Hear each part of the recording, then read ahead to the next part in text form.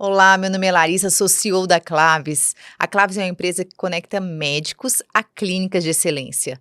Nós atendemos a necessidade de ambos, fazendo um match perfeito, juntando o que o médico busca para o seu crescimento profissional, para a sua satisfação pessoal, com aquilo que a clínica tem buscado, de trazer profissionais de excelência para atender os seus pacientes. A Claves nasceu através de uma ideia.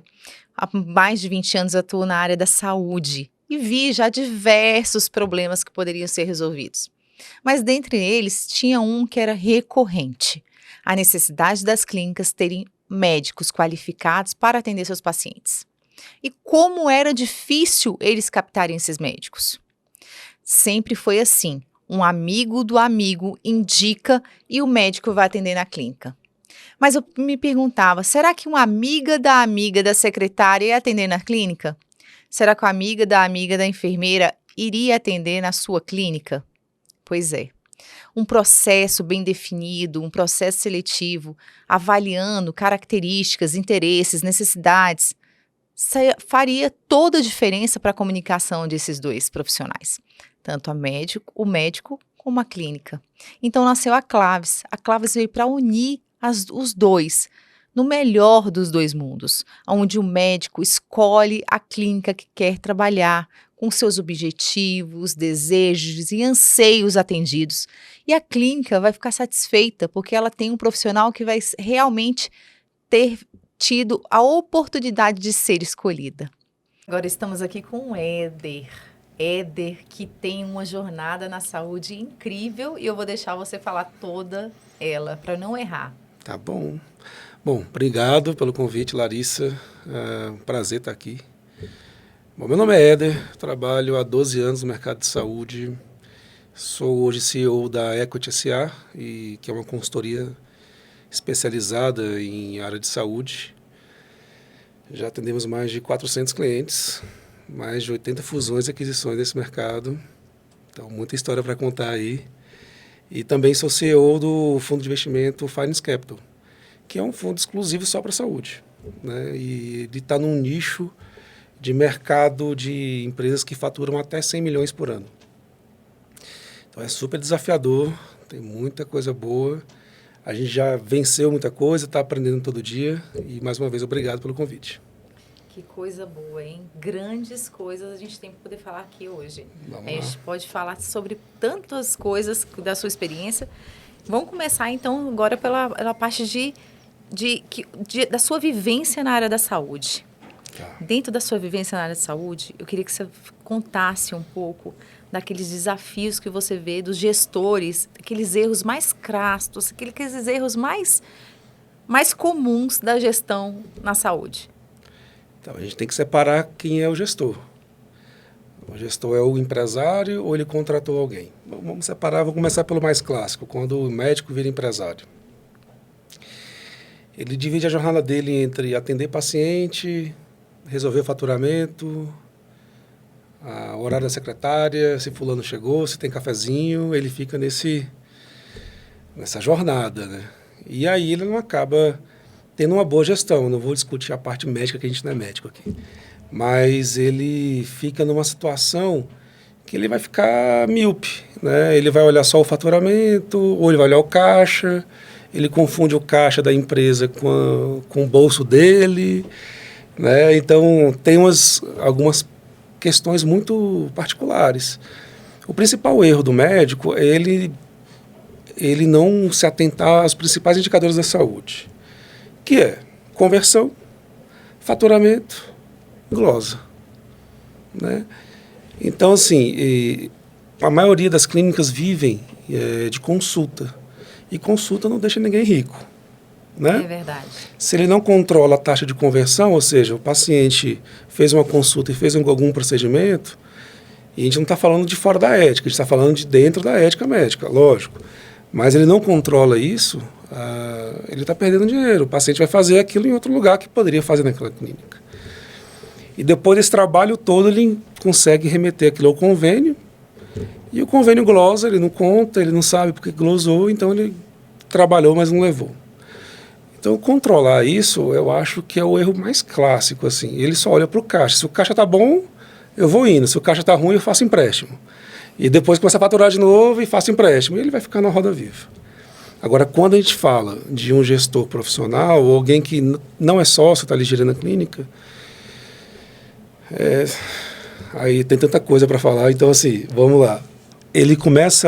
Esse gestor normalmente ele erra também nesses pontos, mas ele não se atenta para a renovação de contrato com convênio, ele não renova o ticket médio, então a inflação está comendo o dinheiro dele, está há 10 anos faturando o mesmo dinheiro, o mesmo prestador de serviço para o mesmo preço. Ele não olha para o corpo clínico, ele não renova um clínico, ele não faz um marketing adequado, enfim, ele não torna a empresa atraente. E esses erros interferem tanto na atração de clientes quanto na atração de médicos. Porque se aquela unidade de serviço de saúde não está adequada ou não está atrativa, o médico também não vai sentir atração por aquela unidade. Um outro erro muito comum que eu vejo assim, com muita frequência, e aí é um pouco mais avançado do que o básico, ninguém faz um bom planejamento estratégico. Já parou para pensar nisso? É verdade. Eles abrem, acham que vai gastar muito dinheiro em marketing, vai ter cliente e é isso aí. E um bom planejamento estratégico, ele prevê alguns indicadores de gestão bem importantes. Além da conversão, além do ticket médio, outros, né? Então, jornada do cliente, quando é que ele retorna, quando ele deveria retornar, quais os serviços eu deveria fazer para aquele tipo de paciente. Isso tudo para maximizar preço. Maximizar preço, eu quero dizer, aquela empresa valer mais. Interessante. Ela ter perpetuidade de valor, ou seja, e aí chega no ponto final que eu acho que é que ninguém pensa mesmo, aí ninguém pensa em perpetuidade. Ou seja, como esse negócio vai existir além de mim, né? Quando é que eu posso parar de trabalhar e esse negócio vai existir além de mim? São os erros que eu vejo com maior clareza. Excelente. Vamos entrar nesse assunto, que eu acho esse assunto também sensacional, porque os médicos, eles não têm essa visão, essa possibilidade de deixar... Eles normalmente pensam em deixar para os filhos, né? Mas o filho quer? Quando o filho fez a medicina... Mas ele quer? Ele é médico. Ele quer herdar isso aí? É verdade, pode ser que não queira. Mas interessante que ele pode transformar a clínica dele num empreendimento realmente rentável e pode, no futuro, vendê-la, inclusive, sim. por um bom recurso. A parte de venda é o que a gente gosta de falar muito, Larissa, assim. Tem uma técnica que a gente usa muito, e ela não é novidade, ele só adaptou para a saúde, que é a gestão baseada em valor. Então, imagine que sua empresa na Bolsa de Valores lá, Petrobras. Sobe, o Conselho Estratégico decide alguma coisa, desce, sobe de novo, o dólar interferencia. Numa empresa é igual. Ou seja, aquilo que você toma de decisão para a perpetuidade do seu negócio, ele também interferencia no valor que o mercado está disposto a pagar naquele momento pela sua empresa. Então, às vezes, você não quer vender naquele momento. Mas uma estratégia bem interessante é deixar a empresa sempre atraente para um bom investidor. Porque, como eu estava falando no começo, né, às vezes o filho não vai querer. O filho não herdou o dom de ser empresário. Ou ele não está afim mesmo. Às vezes a empresa é de cardiologia e o filho quer fazer neurologia. Entende? Então, não vai bater ali. Eu já vi muito, só interromper um pouco você, eu já vi muito médicos que vão se aposentar, chamar um colega mais jovem... Arrendar a clínica, né? Arrendar a clínica e os pacientes. Exatamente. Não tem perpetuidade. Não tem perpetuidade. Não construiu valor suficiente para poder conseguir vender aquele empreendimento. Ele deu de mão beijada para que os pacientes não pudessem perder a continuidade de tratamento. O cara trabalhou ali 30, 40 anos e... né? Então, quando a gente fala de mercado de fusões e aquisições, a gente tem que falar que a empresa tem que valer mais todo ano. Valendo mais, ele vai ter uma decisão na sua jornada, ou seja, está na hora de vender. Até assim, se eu fosse ter uma empresa e passar para minha filha, que hoje tem 10 meses, mas já pensando lá na frente, eu teria que deixar um bom ativo para ela, né? Um ativo que funcione, que trabalhe, que dê dinheiro. Porque um grande problema também do gestor médico, e voltando à primeira pergunta, é que você já percebeu que existe uma dependência do médico na clínica? Sim. O doutor fulano de tal que tem a agenda cheia e o doutor Zezinho lá tem 3 pacientes no mês, né? Então, se aquele médico sair, ou ficar doente, ou tirar férias, ou qualquer outra coisa, o faturamento cai. Isso é falta de perpetuidade. Então, assim, quando a gente fala de mercado de fusões e aquisições, a gente está falando de uma empresa que vai ser atrativa para investidores. Você tem que fazer isso agora, porque o seu investidor pode ser seu filho, mas pode ser o mercado, pode ser seu colega médico. E isso tudo, você tem que valorizar a sua história, ou seja, eu vou transferir esse ativo pelo melhor preço possível. E nisso passa, como você falou, a não dependência de um único CPF. Exato. Vamos falar o CRM, né? CRM. A não dependência de um único CRM. Quando você tem você abre uma clínica com seus amigos lá, saíram da faculdade, da residência, isso é muito comum, né? Vamos lá, galera, nós juntos somos mais fortes. Exatamente. E aí abrem a clínica, começam, cada um tem um número de pacientes, aí um deles sempre vai ser o gestor, aquele que vai ter o maior número de pacientes, poder lidar, fazer com que aquela clínica cresça. Mas eles não podem nem depender entre si sozinhos, só dos sócios e também nem dos prestadores de serviço, que sejam só os prestadores de serviço a fazer a grande diferença. Tem que ter uma flexibilidade, uma não dependência. Essa não dependência na Claves a gente fala muito sobre isso. Uhum. Porque o que acontece? O que a gente vê? Quando a clínica se mantém independente àquele CRM e aquele CRM sai, o prejuízo é grande. Se a clínica hoje tem uma especialidade que o médico deixe 4, 5, 6 períodos dentro da clínica e um dia ele fala, olha, desculpa, mas estou voltando para minha terra, aquela clínica no mês seguinte já não tem, passa mal bocado. E para poder colocar alguém de tão bom quanto para poder tocar esses pacientes é muito difícil. Sim. Então a gente fala muito sobre isso, Éder, a não dependência nem da clínica e nem dos médicos. Os médicos já perceberam isso, porque existe um estudo mostrando que os médicos saíram de anos atrás a ter um só vínculo empregatício e agora eles têm 5, 6. É a média do mercado. Então, eles ficam realmente nessa não dependência de uma única clínica, porque se essa única clínica não tiver pacientes, como que eu vou ficar? Então, eu pulverizo, coloco meus ovos em várias cestas, para que se alguma cair, eu estou bem, não passo mal. E a clínica, às vezes, não tem esse pensamento. Porque se ela coloca todos os ovos no mesmo CRM, ela pode um dia passar mal. Larissa, tocou num ponto que, assim, o principal ativo do médico, na minha opinião, é o tempo dele. Bom, eu aloco o tempo dele em várias clínicas. Eu já tive clientes que a gente estava em reunião e ele no celular, sabe aquela agonia? E eu falei, olha, doutor, se eu quiser te remarca, a gente fala outro dia e tal. Ele, não, que eu estou resolvendo aqui, que eu estou pegando um cara que vai consertar a lancha, vai colocar gasolina, vai ter um churrasco. E eu falei, você está fazendo o que aqui? A família dele inteira fazendo festa, andando de lanche, e ele lá trabalhando e tal. Então, às vezes, precisa dessa inteligência também. Eu acho que volta ao ponto que você estava falando. O médico sai da residência, ele junta um punhado de amigos, coloca dinheiro, investe e não tem o ponto principal, o planejamento. É verdade. Ninguém parou para pensar como que esse negócio dá dinheiro, eu vou colocar quanto e recebo quanto de volta, em quanto tempo o meu dinheiro retorna. Ninguém quer fazer essas contas. Começa a briga entre os sócios. Essa é a parte boa, né? A briga, quem faz mais, quem faz menos, quem coloca mais paciente, quem coloca menos. E aí fica sem base também essa discussão, porque um fala assim, eu faço 100 consultas por mês. Tá, e quantos de faturamento?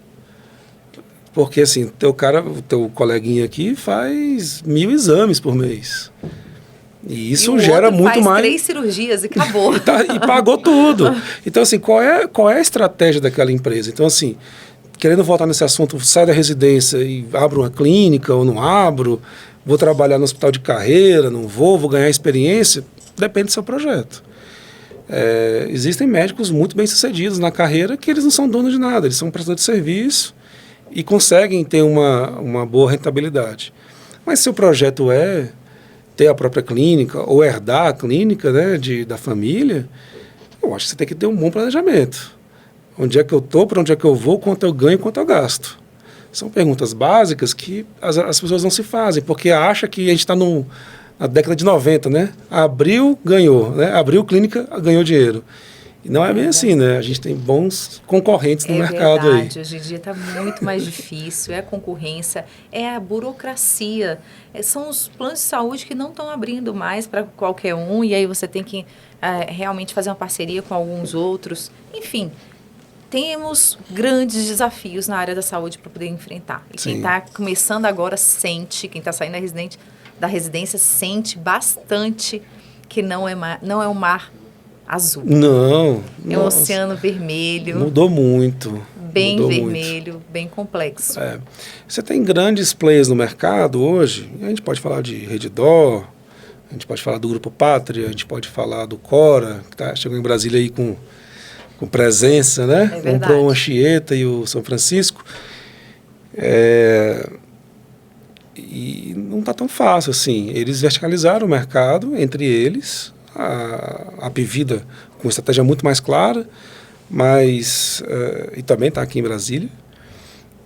Mas assim, o mercado está bem sangrento e a gente com muito dinheiro. É verdade.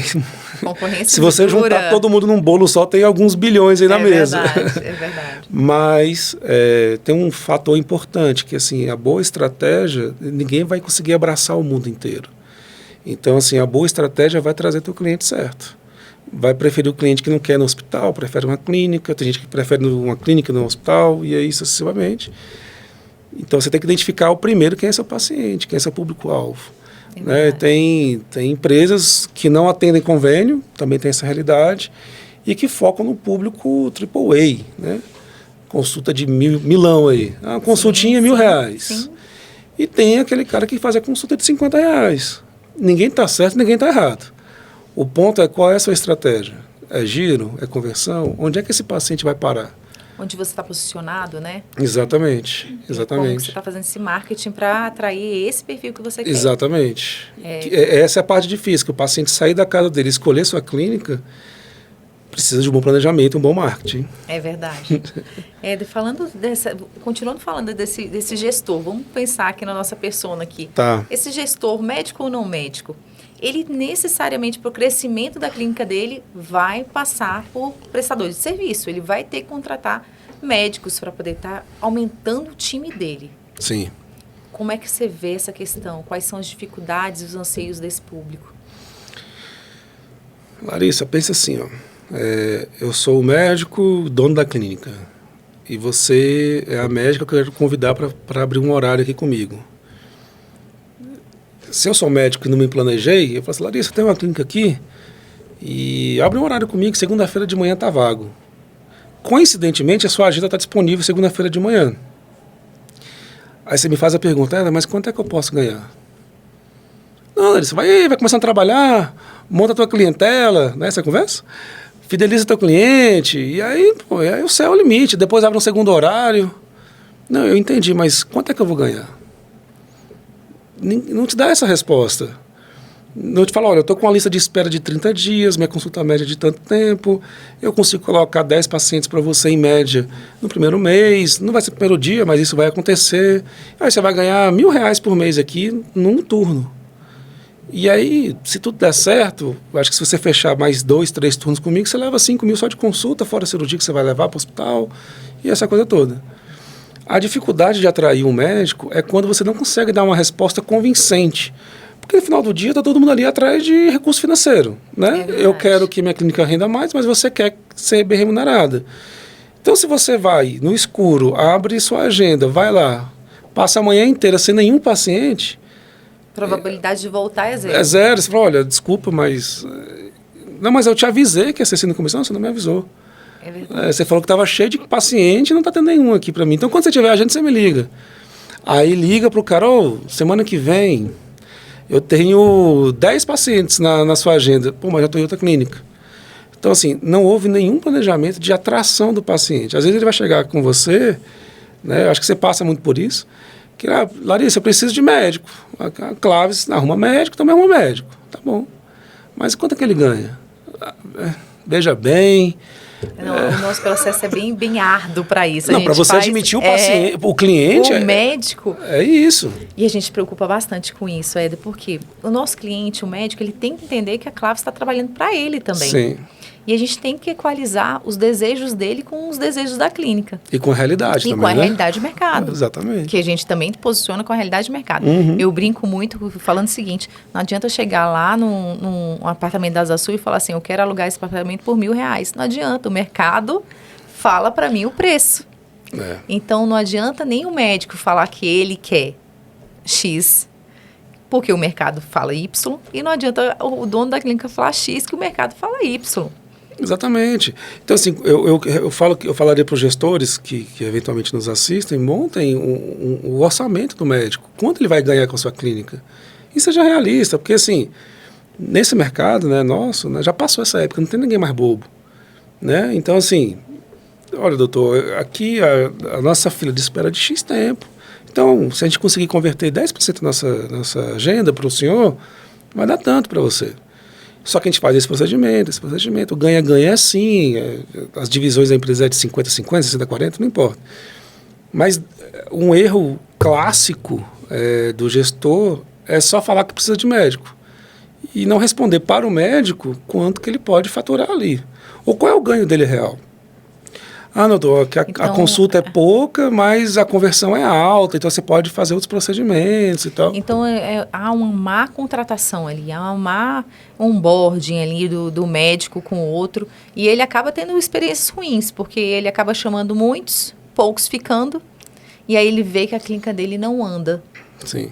E se não andar, como é que vai vender lá na frente por um bom preço? Não vende. Então, assim, uma das regras que a gente usa lá no Finance Capital é a dependência do médico. Então, assim, a empresa fatura R$1.000, mas 80% na mão do médico A.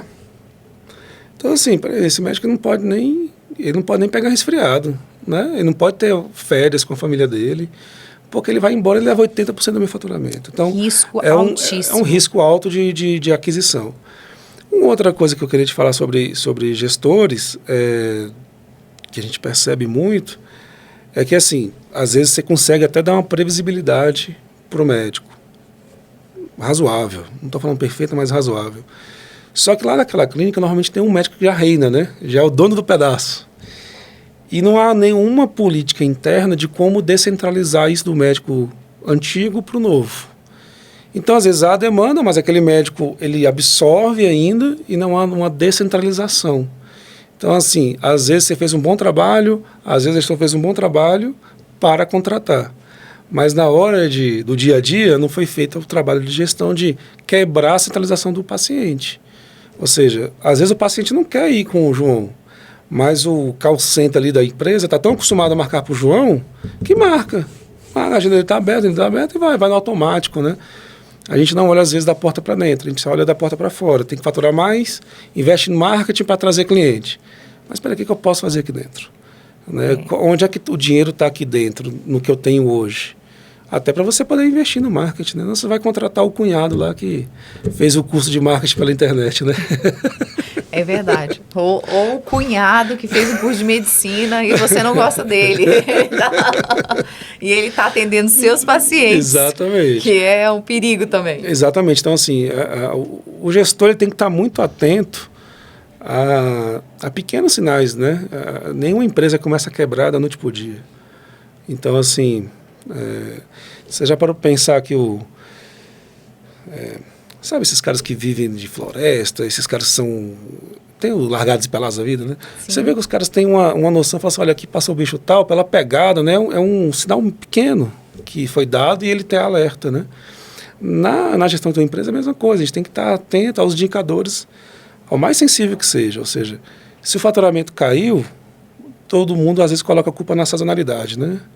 Depois a pandemia, aí mas depois o médico que é grosso com o paciente. Sim, mas a gente não consegue olhar a sensibilidade daquele indicador. Às vezes o faturamento caiu por falta do próprio faturamento, que não fez a remessa no dia certo. Então, assim, às vezes a gente se vicia na desculpa. Então, assim, a gente tem que estar muito sensível a pequenos detalhes de uma empresa, do tipo, reclamação. Quantas empresas têm aquela urnia de reclame aqui? Aí você contrata uma gestora, ou um gestor de hotelaria, né? Ele é cobrado? Ou você sabe se ele entrega de fato as reclamações, ou ele só entrega os elogios para ser beneficiado? Então, assim, a gente não fica atento aos detalhes que a empresa está dando para a gente. E aí começa a desmarcar um paciente, 2, aí o call center não liga para tentar reatrair aquele paciente. Ah, não, esse é o Zezinho, ele sempre desmarca, depois ele vem. É aquela desculpa clássica do call center, né? Para não trabalhar pesado, né? Então, assim, há metas para o call center? Há metas para a hotelaria? Porque, assim, a hotelaria também é um ponto importante, e é um fato importante na clínica, né? O paciente tem que se sentir bem, confortável, o café tem que estar gostoso, o atendimento tem que ser bom, humanizado, tudo certo. Então, quando o paciente reclama, ele já está muito estressado com a empresa. Com certeza. Né? Ele se deu o trabalho ainda de... Você tem um percentual grande de pessoas que reclamam, não reclamam e não voltam. Exatamente. Então, quem reclamou, você tem que dar até um brinde, né? Para poder agradecer. Obrigado por falar mal. É verdade. Né? Então, assim, o cara não foi disposto a falar, porque a recepcionista, ou médico, ou estava suja a clínica. Eles dão a reclamação. Aí, o que a gente fala? A gente atendeu 1.000 pessoas, 3 reclamaram. Segue o barco. E ninguém se atentou. Eu falei, cara, mas esses são os que reclamaram mesmo, né? Então, assim, a maioria achou só ruim e foi embora. Então, são pequenos detalhes que a gente tem que ficar atento demais numa gestão. É verdade. E aí o médico, fazendo o link da tua pergunta, ele não vai ter tempo para isso. Porque na hora que ele ia ter tempo, ele está atendendo. É verdade. Na hora que ele ia ter tempo, ele olha o faturamento. Na hora que ele está olhando caixa. Ele não vai ter tempo de olhar os micros indicadores ali, o feeling da coisa, né? Só quem está na área mesmo. Falando nisso, eu queria que você desse a sua opinião. Se a gente traçasse a jornada. Eu sendo uma residente, acabei de sair da residência, e o Éder vai me dar uma orientação. Qual seria meu roadmap que você ia passar para mim? Olha, não tem, antes de eu falar, não tem... Como sua vivência. Não, com a sua vivência, com a sua experiência. Mágica, né? Não, de maneira nenhuma. Mas como sua experiência, aquilo que você já viveu, que você já viu que está dando certo, e por futuro, que a gente sabe que o que já foi passado, não dá mais para aplicar agora. As coisas estão mudando muito e as pessoas têm que acompanhar essas mudanças. Tá. Olha, você acabou de sair da residência e quer montar essa clínica. Primeira coisa, tenha um bom capital de giro, porque você vai gastar muito dinheiro. Você vai gastar um bom dinheiro para abrir, um bom dinheiro com burocracia, um bom dinheiro para equipar. Então, tem um bom dinheiro. Eu não tenho, Éder. Pega emprestado. Mas tem que ter origem de dinheiro. Ok. O paciente ele tem que se encantar pelo que ele está vendo. O visual importa muito nesse mercado. Segundo, de fato, faça um bom planejamento. E não contrate qualquer pessoa, não. Contrate uma pessoa séria, que vai te falar a verdade, que ela é dura mesmo. Né? Não tem como ganhar dinheiro fácil, em nenhum mercado. Terceiro, se decida se você quer convênio ou se você quer particular. Se você quiser convênio, entenda que o ticket é baixo e o giro é alto. Decidiu por convênio, ótimo. Equipe de faturamento bem treinada, porque calendário de faturamento não mandou, não recebe. Às vezes mandando não recebe, né? Sem mandar não vai dar certo. E tem um bom time de marketing. Um ótimo time de marketing. Faça autoridade da sua clínica, não faça da sua imagem. Até porque você acabou de sair da residência. Então aproveita e monta uma empresa que não depende da sua imagem. Primeiro, são acho que as primeiras decisões. Depois disso, está na hora de contratar bons médicos. Aí entra você, com a sua experiência, mas o bom médico, eu contrataria um médico, eu investiria num médico que já tem gente, que já tem a carteira dele. Médico estrela, médico de front ali, que é o cara que vai trazer paciente para girar, para começar o boca a boca também. Né? E aí, por último, eu investiria numa boa assessoria de sucessão de médicos, ou seja, eu começo com esse, mas ele tem data de validade. Ele vai começar aqui, quando chegar nesse tamanho, eu já tenho que ter outro médico para substituir e assim a empresa vai crescendo. Não canalize dinheiro num médico só. Não se acomode. Não se acomode. Acho que tem uma frase do Bernardinho que resume essa conversa, que é os campeões do desconforto. A cada vez que você for vencendo uma etapa, se incomode para passar para a próxima. E sempre assim você vai crescer. Mas não é fácil. O convênio não está tão fácil credenciar. Relacionamento com convênio é uma parada difícil mesmo. Mas é possível. Tem muita gente ganhando bom dinheiro. Eu tenho bons clientes, né? Mas eles pararam para reprogramar a empresa e ficar atento a esses pequenos detalhes que a gente falou anteriormente. Excelente, Éder. Acho que deu dicas assim importantíssimas. Com sua experiência aí, anotem. Obrigado. Esse roadmap aí depois que sair da residência. Por favor. E não vá achando que vai ser amanhã, né? Vai demorar uns 2, 3 anos para começar a dar um dinheirinho. Verdade. E quem não tem esse dinheiro para poder começar?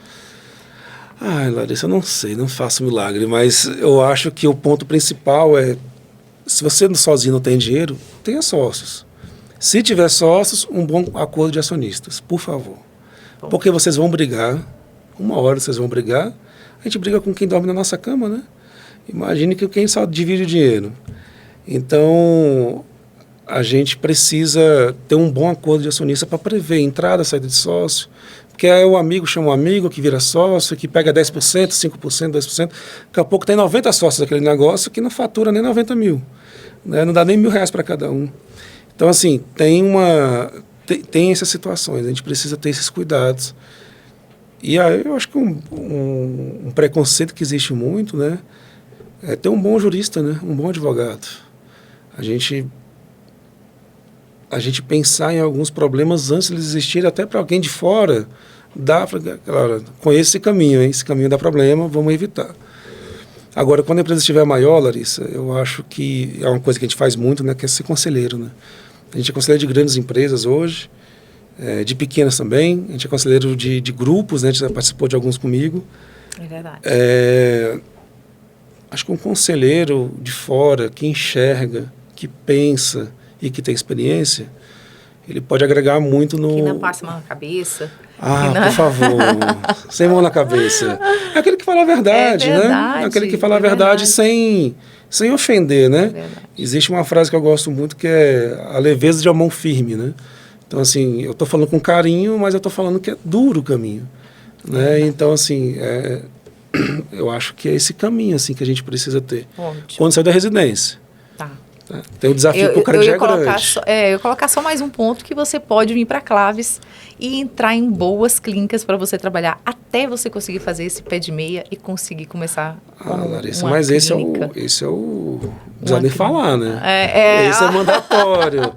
Mas isso é um ponto importante, porque existe um preconceito, uma barreira, que lá atrás foi colocado, que o médico ele é obrigado a sair assim, o case de sucesso é ele ter a clínica dele. Muitas vezes ele tem dificuldade com o administrativo, ele não é uma pessoa empreendedora, ele tem certas limitações que ele precisa vencer.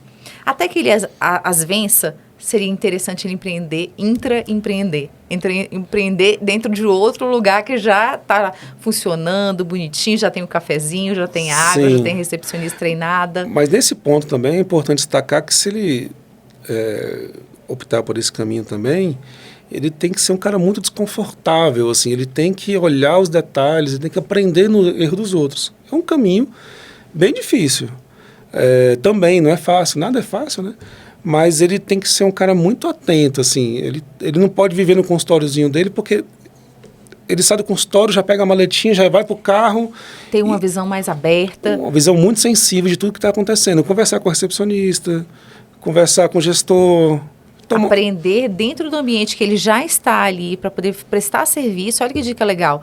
Aprender nesse ambiente para poder você fazer com que, quando você tiver sua clínica, você fazer diferente, ou fazer melhor, ou fazer igual. Ou porque... não sair do zero do conhecimento, né? Então, Sim. assim, olha, eu vi lá que se eu tiver um concierge, é uma coisa boa. Sim. Né? Porque o concierge me ajuda na questão de eu peço um exame, ele já é guiado ali, ele já é orientado, ele já é muito bem atendido. Então, são alguns detalhes que ele vai aprender, mas se ele for muito curioso. Ele tem que estar muito atento a esses detalhes para aprender na própria clínica. Excelente. Obrigada, Éder. Gratidão pela sua presença. Obrigado pelo convite. Foi bom demais. E com certeza outros papos virão. Por favor. Obrigado pelo convite, muita generosidade sua. Desejo sucesso mais para a Cláudia, vocês já estão bem demais e espero que possa ter contribuído de alguma maneira para quem nos ouve. Com certeza, com certeza. Contribuiu muito. Obrigada. Obrigado a você.